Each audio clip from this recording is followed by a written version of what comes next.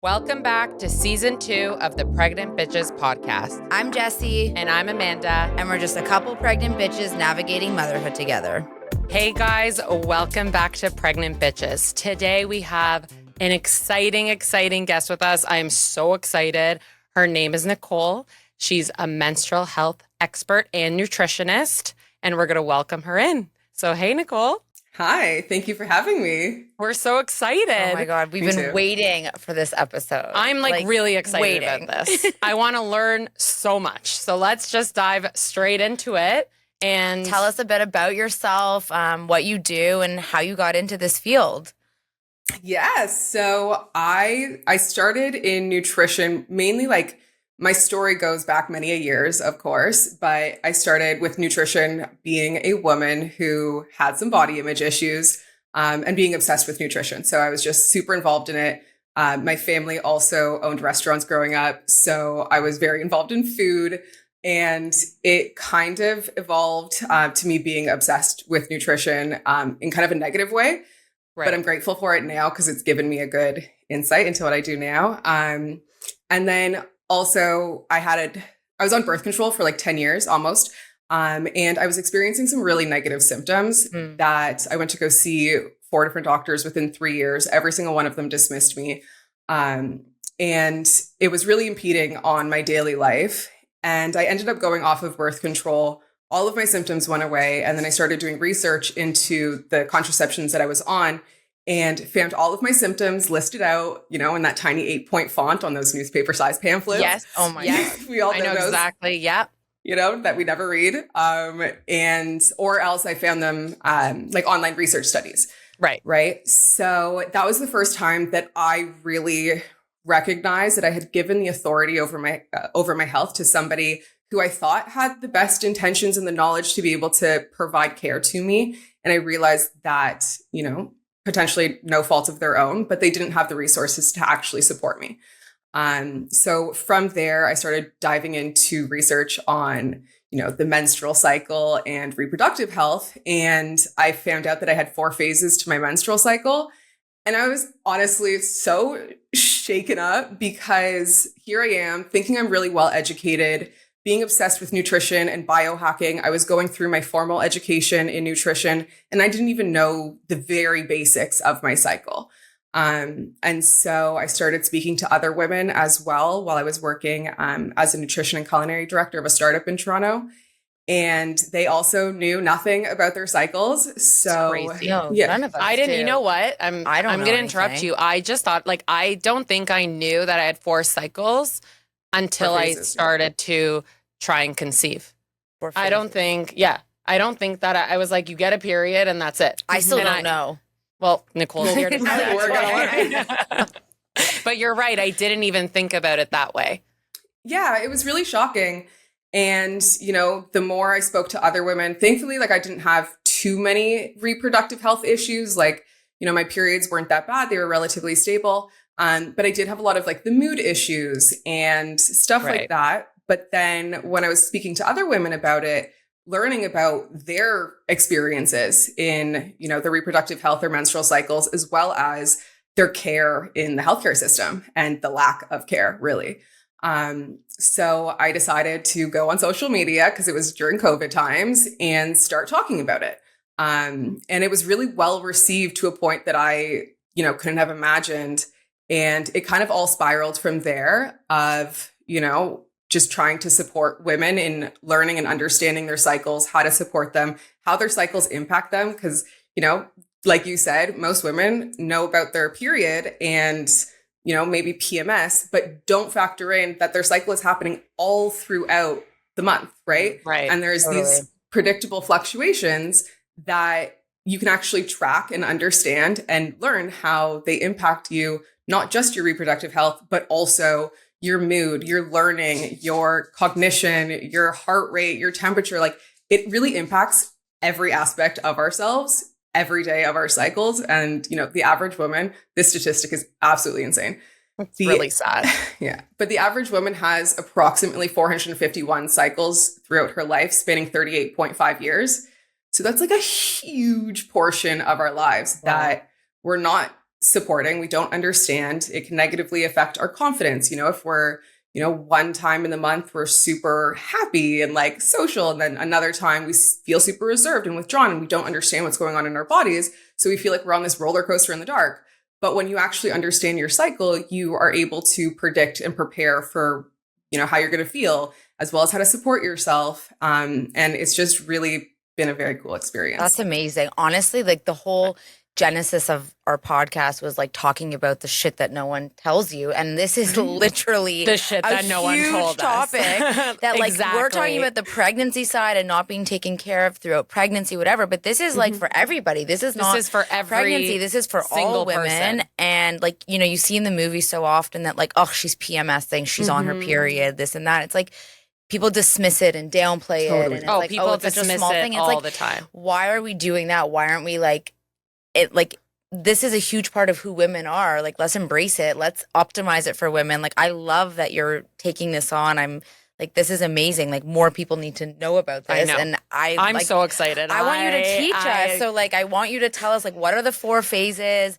Yeah. Why is tracking all this so important? Like, what can you learn? Like, what should we be doing? Like, this is so interesting. Jesse's really excited. I'm like, now I'm passionate. Now she's like, we knew Nicole was coming on, but now we're really excited. Yeah, So why is tracking your cycle so important? There's so many different reasons. So first of all, the menstrual cycle has recently become known as our 5th vital sign because of the important information that it can tell us about our overall health. Interesting. Right? So if we're able to track our cycle, and I teach all of my clients what's called the symptothermal method, which is tracking your in the moment biomarkers, which are signs that your body gives you in response to fluctuating hormones to help you identify what phase that you're in, if you've ovulated or not, as well as, compounding factors. So that you're able to really identify what might be going on in your body, because your cycle tells you so much about your health. So if you understand it, then you're able to, understand what the causes might be, what the actual issue is, and then be able to support it. And then from there as well, when you're tracking your cycle, you're able to know what phase you're in and how it might impact you. So like you were saying, we could leverage each phase of our cycle for its benefits, right? Like I teach my clients how to leverage their cycle for improved overall productivity, or in relationship settings of how to improve intimacy with partners with the understanding of their cycles. Wow, I never even So thought how do you track the cycle? So of course there's different ways. So I use what's called the symptothermal method. And when I'm using this method and teaching it, the primary reason to use this method is to have control over your fertility journey. So you can avoid pregnancy naturally or increase chances of conception, and then also gain deep insights into your hormonal and your overall health. So a lot of natural family planning gets a bad rap because they're all lumped together and they're not all created equally. Right. So sure, if you're inputting the dates of your period and an app is guessing when you might be fertile, when you might be ovulating, it can actually tell you, first of all, if you're ovulating and, what phase you're actually in, right? But if you're tracking your cervical mucus, your basal body temperature, as well as secondary biomarkers, if you so choose, you're actually able to identify when you're fertile and when you've actually ovulated, so you can identify which phases you're in. So true. I did that to get pregnant with Arlo. I had the thermometer and I checked every single morning.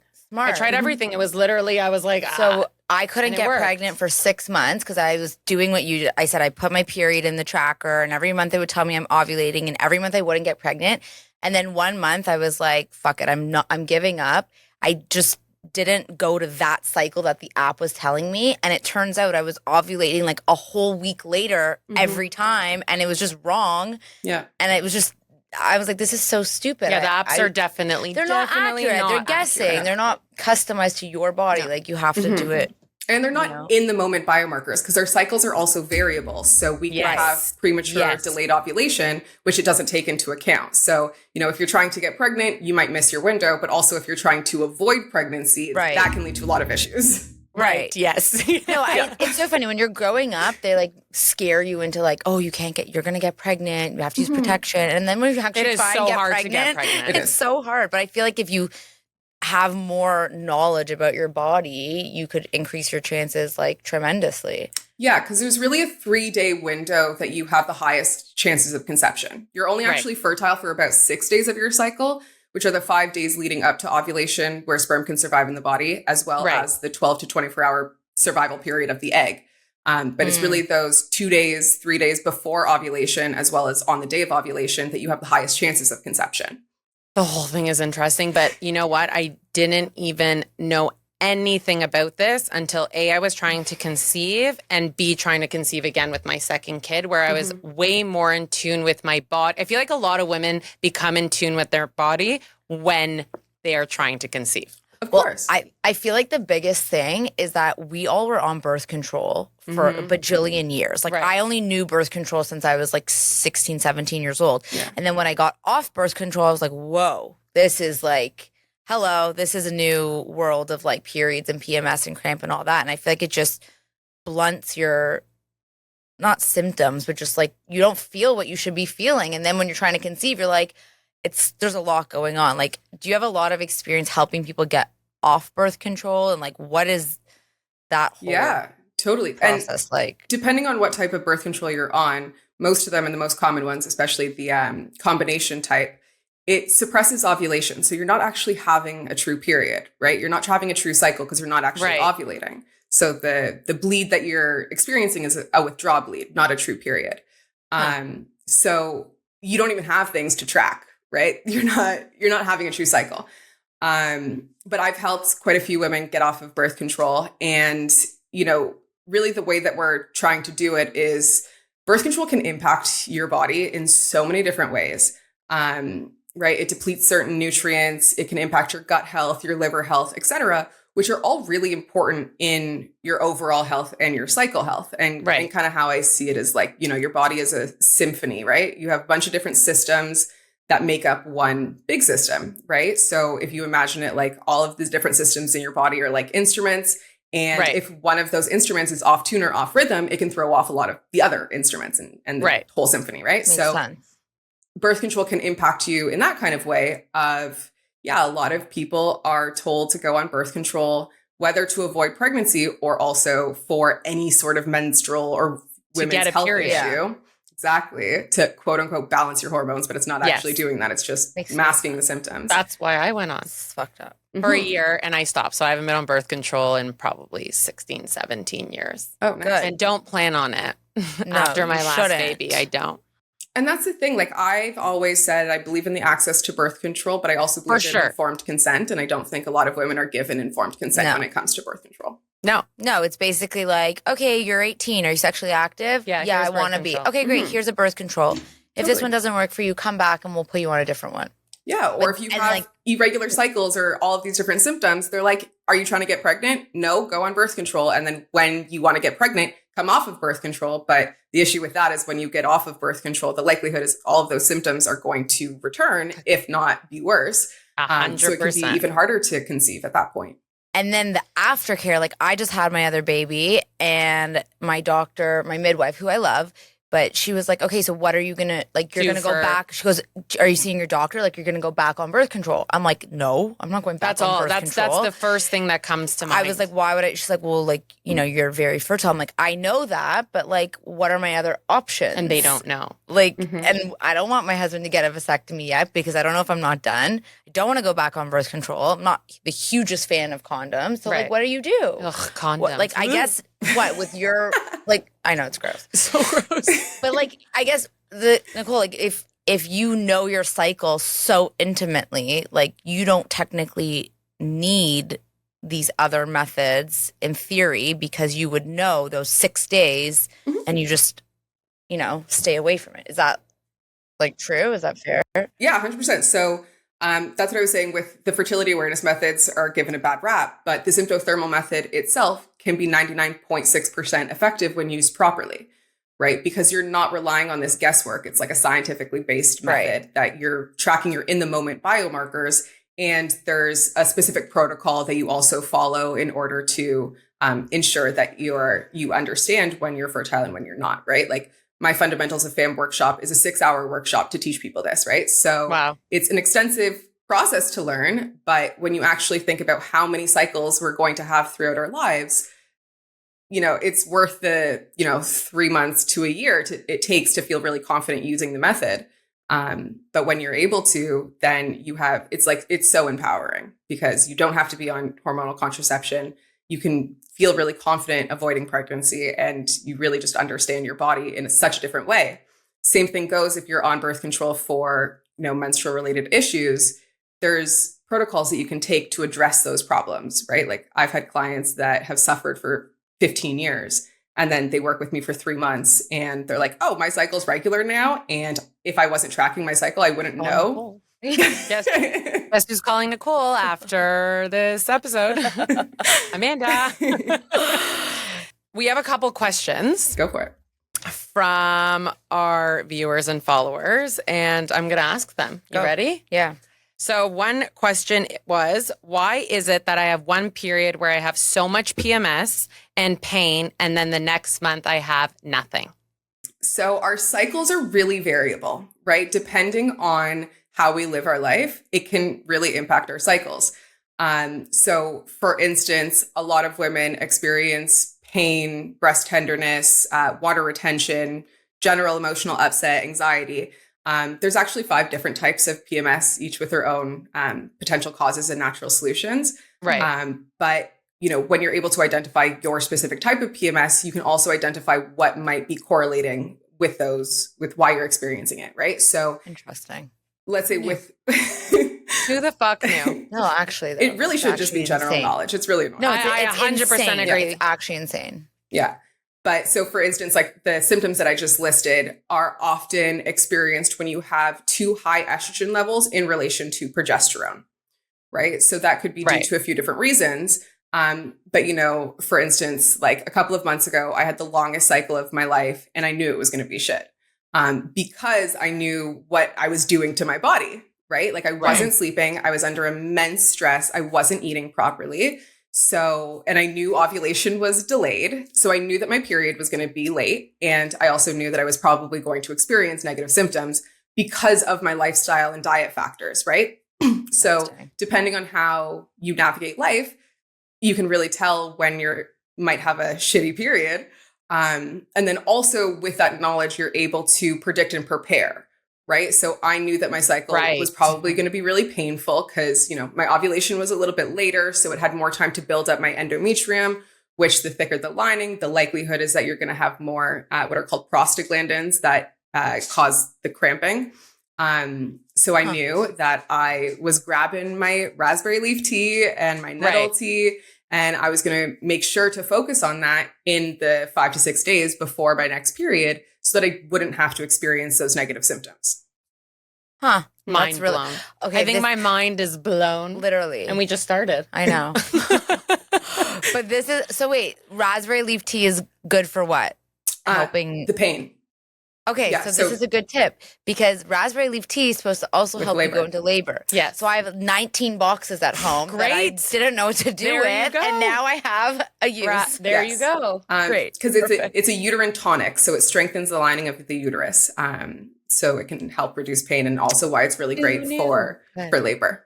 Okay, so if you're pregnant, buy the raspberry leaf tea because you can use it after too. There you go. But don't use it at certain times in pregnancy, and also if you're trying to conceive. Yeah, exactly. Only at the end to put you into labor. Only at the end. Same if you're trying to conceive, don't have it, but like in that cycle. There you go. Mm-hmm. Okay, so we need like a day by day, like what you eat, what you do, what you don't do. I think that kind of answered our next question too. Like, why are some cycles 30 versus 40 days? You know what? I'm just going to, I guess it's the same thing. It's really depending on what's going on in my life. Like, I've had 70-day long cycles. Oof. That's how this whole thing started, even pre-kids. Like it would be 70 days and then I would have 32 and then it would go to 45 and then it could go to 75. That's insane. That's a lot. So to get pregnant with Arlo, they had to give me a pill. I forget the name of the pill to basically give me a period. I wasn't getting a period. And obviously to have a baby, you need to ovulate and have a period. But now listening to this, it makes sense. Or let's say like 2 months ago, I missed a cycle because I just didn't sleep for a whole week. My husband was out of town. And your kids I was like, my kids were wild and I didn't sleep. And I called it, I missed my cycle because I kind of just, is that a thing? Like, do you kind of miss the month, or is it just a continuation of the cycle? It's That's just a continuation. the question. Yeah. So you don't miss it. And we can go over this next of the actual phases of the cycle and what's happening throughout them. Right. But the after you ovulate is the luteal phase, and that's relatively stable in length. So regardless of how many cycles you have, most of the time that stays pretty stable in length, usually about like 10 to 16 days, but usually about like 12 to 13. But it's your follicular phase. So before you ovulate, that is much more variable and can be impacted with a lot of these issues, right? So it would be delayed ovulation is what you're experiencing. And that's why those periods are worse, because it's built up more and then it takes. It's so much worse when it, Yeah. Ooh. Yeah. And it's, with women who have PCOS, polycystic ovarian syndrome, that's often a very common cause of infertility because of the lack of ovulation. So in order to address that, you would want to address the PCOS and the root causes of why you're experiencing that. That was actually a follower's question, is what is the best treatment for PCOS and how to lower testosterone levels? So it depends. There's 4 different types of PCOS. So there's insulin resistant. I think it's about 70, don't quote me on this, but about 70% of those who have PCOS experience insulin resistance. There's also inflammatory PCOS, adrenal PCOS, and post-pill PCOS. The post-pill usually resolves itself, but sometimes it can be extended. But depending on the inflammation in the body, how good your blood sugar levels are, as well as your adrenal glands, they can really impact it. And just a side note, with adrenal PCOS, if you're getting tested, a lot of the time they don't test for a specific androgen, which is a male dominant hormone, called DHEA-S. And this one is really prevalent in those who experience adrenal PCOS. And it often gets overlooked because they're not testing that, but they're just testing for testosterone. Huh. Mm-hmm. That's the only one I got tested for. Did you have PCOS? I have like the minimal, whatever. They told me it was like the mildest form of PCOS. Mm-hmm. Yeah, my testosterone levels are higher. What is PCOS? So it's polycystic ovary syndrome, which, given the name, gives reference to that you'll likely have multiple cysts in the ovaries. But not everybody who has PCOS does actually have the cysts. So there's 3 criteria in order to get diagnosed. But pretty much what's happening with PCOS is, in the follicular phase, your egg follicle starts to grow and it should be released during ovulation. But what ends up happening with those who have PCOS is that egg doesn't ovulate, and then that follicle turns into a cyst, which is then producing androgens. So then help us understand the 4 phases and like the variability, and then, some tips you might have to like deal with each of those phases. Because actually, now that I'm thinking about it, I saw a naturopath and acupuncturist, and she was telling me to eat different seeds on different parts of my cycle, because seed cycling is a thing. But anyway, that's another thing. But so explain to us the cycles, because I feel like people want to know this. So your cycle is from the first day of your period to the first day of your next period. And an actual flow. Spotting before your period counts in the previous phase. So it's like a first full flow. Right. And that full cycle should be about 24 to 36 days. Anything above or below that is signifying that something's up in the body and needs attention brought forward to it. But we start off with our menstrual phase, our period.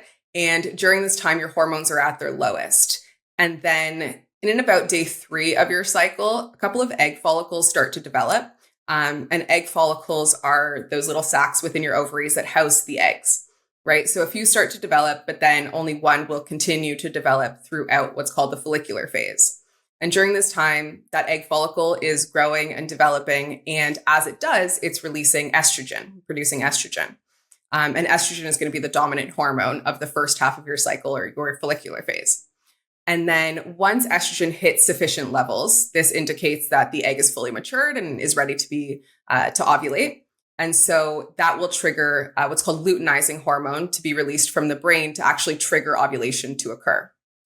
And ovulation itself is only about, a 24-hour event in your cycle, but for phase syncing purposes, so tailoring your nutrition, fitness, and lifestyle to the phases of your cycle, we kind of consider it the few days before ovulation and the few days after ovulation.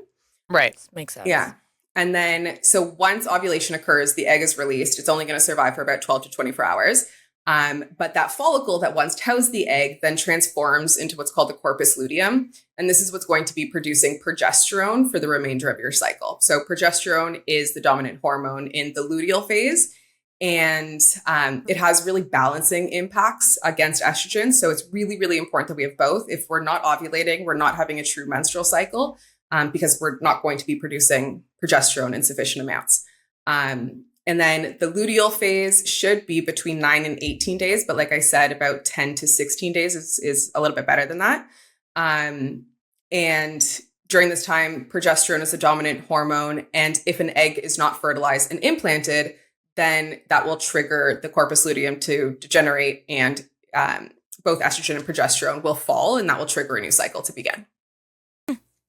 Very I'm interesting. so mind blown. It's I know, and it's like we're 33 I'm like years listening old. to you like this. I'm like, tell me more. No, it's please. ridiculous that we're 33 and 32 years old And have no we're idea. learning this now only because we like thought to ask some questions, but like otherwise I would have just gone would've about just my business, continued to have my periods, take my Advil when I have PMS. Not had a period for 70 days, not Like- had it for 45 days. So when you're saying it shouldn't, it should be within that like window of like, what do you say, like 23 to 36 days? Yeah, about 24 to Something like 36 that. days. So mine was consistently 40 days, always to a T. Like what That's does longer. It's longer. I mean, it was great because I had less periods, but like what would I have been able to do to like figure out what was wrong with me? Like, because that's not in that window, let's say, or Amanda's 75 days. Like, how do you start to like figure out why it's not in that correct window, and like what do you do about it? So You call Nicole. Yeah, other than calling Nicole. or listen to this podcast. Yes. Yes. So like I said previously, it's usually the follicular phase that's more variable. So you would want to support your follicular phase, especially estrogen regulation. So encouraging estrogen regulation as well as metabolism and elimination. So you can do a ton of different things. And that's why it goes back to like seed cycling. I do phase syncing nutrition. Like I don't just focus on seeds. I focus on a bunch of other things. Right. But what this is, it's an additive approach. So I usually don't tell people to avoid many things unless their specific case really warrants it. But it's more about like adding things in. So just focused nutrition. And you know, it's the vitamins and minerals that you would need to support ovulation, right? So if we're not supporting ovulation and ovulation isn't occurring, we end up delaying ovulation itself. And then that gives more time for those estrogen levels to proliferate, the endometrium to grow that out. That's why oftentimes the longer the cycle is, the heavier the period is, because there's more of the growth. Okay, so I know, sorry. it's like you're like, I know. we're taking it all in. Like, yes. I'm like, I need my pen and paper. Could we start making notes now? Okay, so what do you do to support estrogen? Like, what's the nutrition you recommend in that stage, or like things to focus on? So there's quite a few things. Of course, it depends on what a specific person is experiencing For sure. and going through. And like I said, I like to call it focused nutrition because I feel like nutrition especially, there's a lot of general knowledge about it in some sorts of way, but like not actually that much. But a lot of that information is based on male bodies and doesn't take into account the reproductive system. So for focused nutrition, it's like focusing in on certain foods during certain times. So let's say during the follicular phase, what's really beneficial is things like cruciferous vegetables. They contain a compound that helps to regulate estrogen. To have fermented foods, the gut microbiome plays a huge role in estrogen regulation as well. There's a few different vitamins and minerals that's really important. Vitamin C is going to be important during this time. Omega-3s are going to be important. And it can just help to support ovulation to actually occur. And then what's the stuff in like the progesterone stage, like on the back half? Like what do you add in that stage to help support that? So vitamin A is going to be really important. Zinc is going to be really important. And I want to make this note here of with progesterone, when you're trying to conceive, progesterone is going to be that hormone that maintains itself within the first 10 to 12 weeks of pregnancy, right? So if you have a short luteal phase, so something under about like 9 or 10 days, that's signifying like the likelihood is women will experience more miscarriages. Yeah, because you don't have like the corpus luteum isn't strong enough to maintain that pregnancy until the placenta can take over. So, okay. So what you're saying is like if the egg doesn't latch, like that's what triggers like your period, like the actual like flow, but that's the progesterone is going down. So what you're saying when you bleed, the progesterone's going down. It's already but down. If you have conceived, it's continuing on. But if you don't have a strong enough phase, it's not going to continue and like meet your placenta. I guess so the handover to the placenta. Here you go. Pretty much what happens is after you ovulate and fertilization occurs, this is usually going to happen in the fallopian tubes. And then it takes about like 5 to 7 days to reach the uterus and actually implant. So if you're looking at progesterone on a graph, progesterone usually like rises and then hits its peak around 6 to 7 days after ovulation occurs.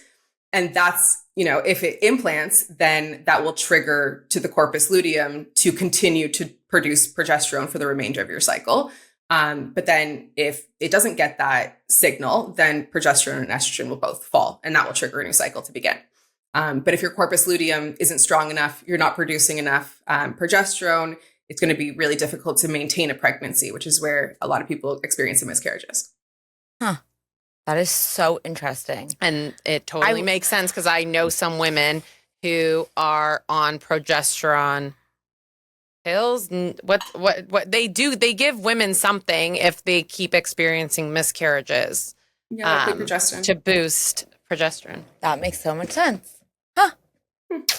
So is there there are specific foods that in that time period where you're like, I'm trying for a baby, I've ovulated, I'm hoping that it all met and my progesterone's up.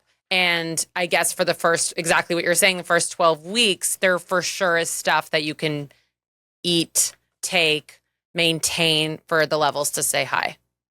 Yeah, I don't focus too much on pregnancy itself. So I don't want to speak to those things that I don't really know. But what I would say is a healthy cycle is important to focus on prior to trying to conceive. Like at least 3 cycles before you try to conceive. I would say even further, about like 6 months, even more, to really focus on your cycle health to make sure that you have the appropriate levels of nutrients, especially those ones that impact your cycle. As well, stress is a huge thing when it comes to your cycle. Because I think a lot of us will think of stress as kind of like this mental thing that just happens in our head. But stress is a physiological response in the body. 100%. Right? So whether that be physical stress, you either go for a surgery or you've been working out too much, under nutrition, etc., or you experience emotional stress, your body is releasing what's called cortisol, which is your stress hormone, which is very much so needed in the body. But if we have too much and too often, cortisol is made from the same compounds that our sex hormones are made of, or some of them, especially progesterone, right? And when we're in a state of survival, our bodies are always going to prioritize making cortisol over our sex hormones, especially progesterone. So if you're experiencing a lot of stress, it steals the necessary materials in order to have a healthy cycle that would ensure pregnancy to come full term. That's so interesting because me and one of my friends, we were trying to get pregnant and we had this like stress of like, everyone's getting pregnant. Everyone's getting pregnant. We're not getting pregnant. And I was stressed every single month and it would be another period. And like, she was in this like intense job that was stressing her out, whatever. I stopped caring and I was like, fuck it. I'm just not going to get pregnant. Like, I don't care. Got pregnant the next week or like the next cycle because I was like, obviously and that letting my body go. Happens a lot more. She took like a little leave from her work and she was like chilling and whatever. She got pregnant. Yeah. So it really, that makes so much more sense that if you're just in this heightened state of stress, it's going to pull away from your progesterone, which you literally need to maintain your pregnancy. To get pregnant and maintain that. I mean, like you knew it, but like when you actually like lay it out like this, it just makes so much more sense, and it's so much easier to like think about and hopefully help yourself not go through. Well, people are saying to you, don't stress, don't stress, don't stress. But if you don't know why they're telling you not to stress and what it's doing, you're like, fuck off. You're like, thanks. You're literally like, thanks, stress. okay, fuck off. Totally. Huh. Totally. And also stress utilizes a lot of the a lot of the nutrients in our bodies that are really important for our cycles too. So that's why when a lot of us have really stressful times, it really affects our cycles and like PMS and our symptoms. But also, so with stress, it depletes certain nutrients, right? Magnesium, B vitamins, especially B6, which are really important in our cycles. And it's interesting because when those nutrients are depleted, we also have a more difficult time regulating stress. So it's kind of this like bi-directional tumble wheel of like, the more stressed you are, the more nutrients are depleted, the more nutrients are depleted, the more stress you experience. So it's really important to address the stress and also to replenish the nutrients.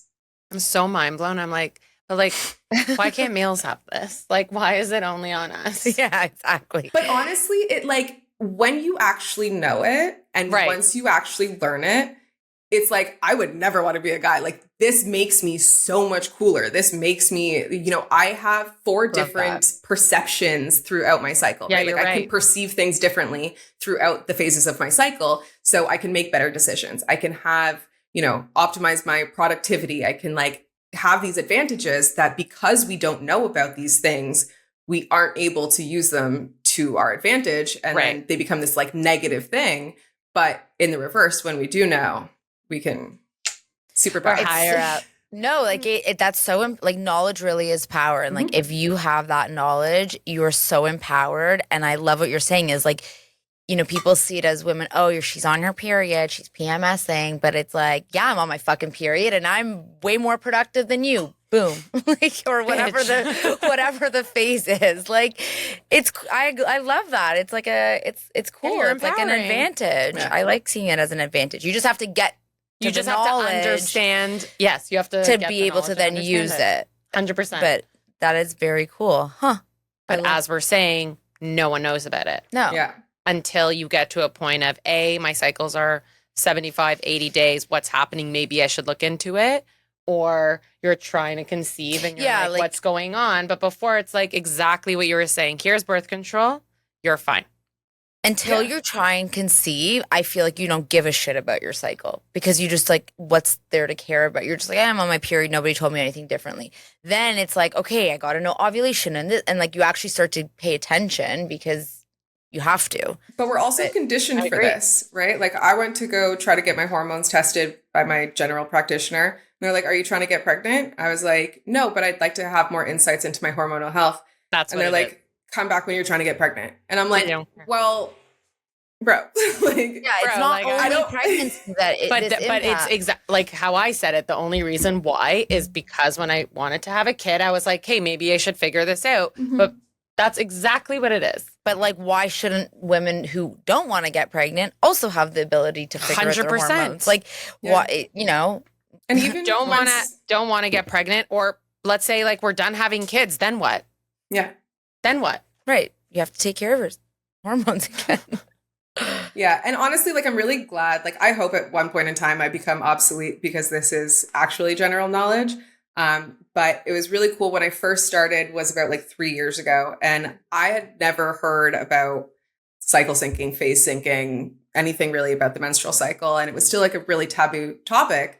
Right. And then, I started in the space and I started hearing so much more about it, like looking at articles, whatever. And I was like, is this just part of the simulation that because I'm focused on this, like I just see it more, or is the conversation actually happening?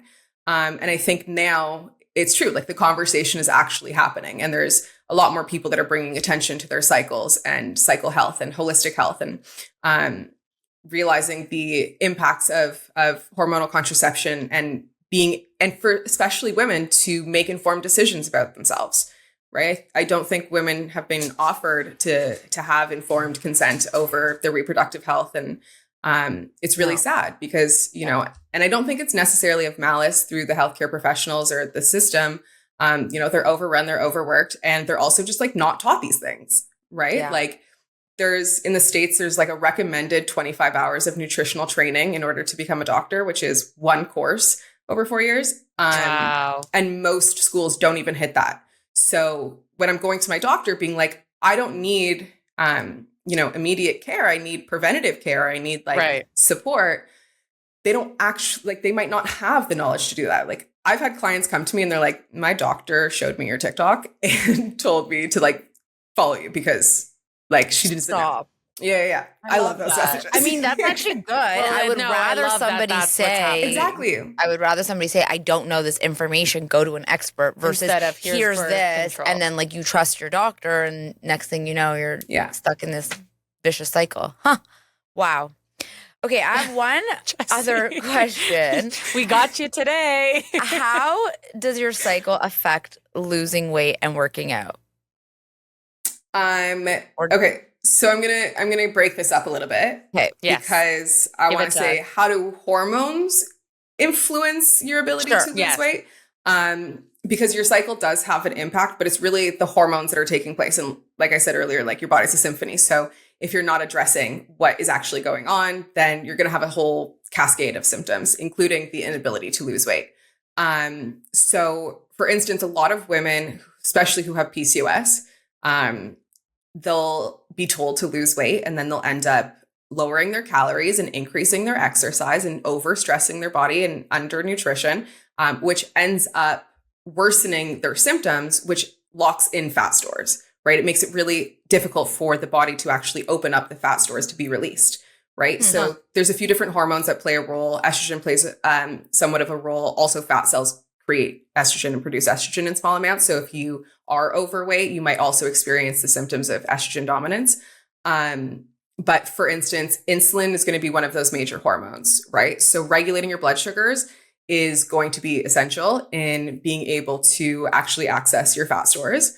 Also cortisol, which is our stress hormone. So if we're too stressed out about losing weight, it makes it even more difficult to lose weight.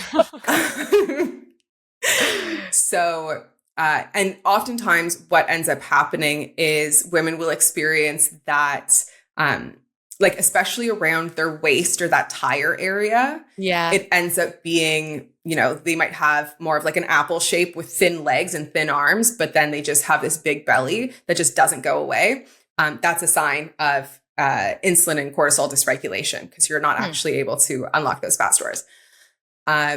So if your doctor tells you, especially if you have PCOS, to lose weight and the symptoms will support or that the symptoms will go away, you actually have to address the PCOS and why you're experiencing the PCOS before you actually try to lose the weight. In my practice, I always say weight loss shouldn't be your primary goal. It should be a side effect of living a holistically healthy lifestyle and like having an optimized function of the body. So there's that. I love that. That's so smart. Yeah, but then also like your cycle is playing a role in your metabolism, as well as like a few other factors that can influence our ability to lose weight, the way that our hormones are being regulated, and so on. So for instance, especially those who have insulin resistance or issues with blood sugar, when we're in our luteal phase, we actually have lowered insulin sensitivity. So you may be more likely to experience blood sugar dysregulation in that phase, which then also can impact not only your cycle, but your overall health and ability to lose weight. Also in the luteal phase, our metabolism actually speeds up a little bit. So most women need about 100 to 300 extra calories during that time. So if you're not consuming enough calories, like if you're restricting, then that can lead to binge eating, cravings, issues with progesterone, etc. So it's really important to focus on kind of all of these different aspects, right? Like I have a program and it's called the Cycle Revival Blueprint. And it's called the Cycle Revival because that's the end goal.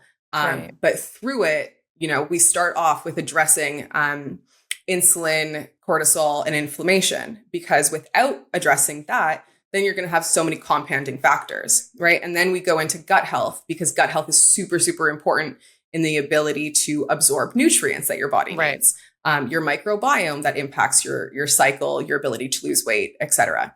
Our elimination system. So if we're not actually eliminating and you're only going to the bathroom, you're only having a bowel movement every few days, that is not great. You should really get on that because that could cause a lot of issues because, that's your way that your body is eliminating things, including excess hormones that, when they should be eliminated, they're not, they can get reabsorbed back into the body, create a lot of other issues. And then we address the liver health. And by that time, we should have a better cycle already. And then if there's additional hormonal issues that we need to address, then we can address them. But if you don't address, insulin, cortisol, inflammation prior to the rest, it's going to make it really difficult. Also, if you don't address your gut health, if your body's not absorbing nutrients, it's going to be really difficult to address the rest.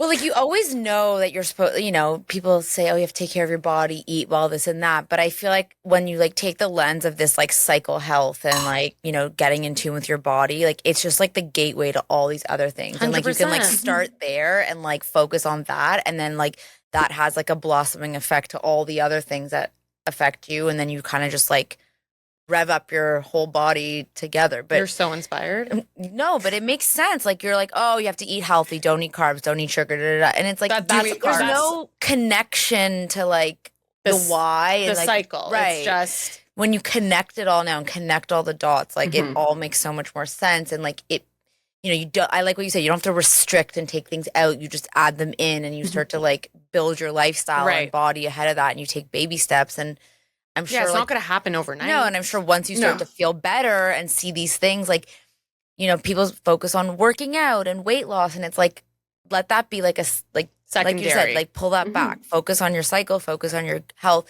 focus on your hormones, on your gut health, and all that stuff, and then these things will follow. Yeah, absolutely. I said my own epiphany. Nicole, are you hiring? I think Jesse's ready. I love it. But it is so true. And that's why I call it focused nutrition, because, a lot of people see I don't like using poor diet or a poor nutrition because that could include, overconsumption of sweets and all of these, ultra processed foods, et cetera, that's not great. But then also if you have unfocused nutrition, you're not directing your nutrition to where your body actually needs it, right? I've had clients that are I've been eating really healthy for the last 5 years, but I still have tons of negative symptoms. And I'm yeah, but are you focusing on the nutrients that your body needs at the times that it needs? And within a month or two, she was I called my mom crying because I didn't have pain. And you know what I mean? That's amazing. Yeah. Because also so much of the general information is based on studies done on men and postmenopausal women and don't take women's hormones into account. In large part because, our hormones pose such variables that are difficult to, it costs more money to account for. There's all these different variables. So they just ditch us and don't include them. But, when you even just think about that, it shows you how much our cycles really do impact what our bodies need. 100%. Because, so focused nutrition for me is really based on, what does your specific body need? How can we utilize nutrition in certain foods at certain times to support our health and not have to experience these shitty symptoms? Incredible. I love it. I love it. I love it. I love it. Wow. So if people want to find out more, and you said you have a couple programs, this is all on your Instagram page. They can check it out there. Mm-hmm. We're going to link it. Yeah. I feel people are going to be really interested in this stuff. I'm interested. Yeah, clearly. After our sessions today, I'm calling you. Honestly, do it. Call me. And also, if your audience has more questions after this, feel free. I'm down to hop on another pod. Great. Love it. Plugging myself in there. Love it. For sure. Okay. Well, thank you so much for joining us. This was obviously so inspiring and interesting. And I feel good. Yeah. I'm excited. I haven't done anything yet, but I feel like a weight's lifted off my shoulders somehow. All right. Thanks, Nicole. Nice to see you. Thank you for having me. And maybe we'll do part 2. Yes. Based on what other questions we get. So stay tuned. Stay tuned. We'll see you guys next week. Bye, Thank everyone. you. Bye.